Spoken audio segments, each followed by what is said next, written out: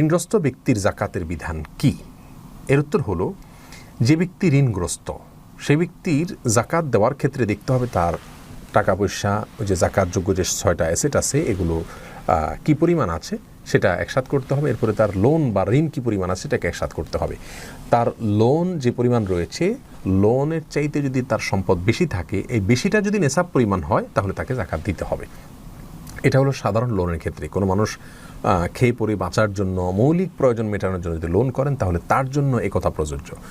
শিল্প লোন বা শিল্প ঋণ সহ যে সমস্ত ব্যবসায়িক ঋণ রয়েছে অথবা উন্নয়নমূলক ঋণ রয়েছে, বাড়ি করার জন্য আপনি লোন করেছেন, তাহলে সেই লোনের সাথে আপনার জাকাতের কোনো সম্পর্ক নেই। অর্থাৎ সেই লোনের টাকা আপনার অ্যাসেট থেকে বাদ দিয়ে জাকাত দিবেন না, বরং ওই লোনের জায়গায় থাকবে।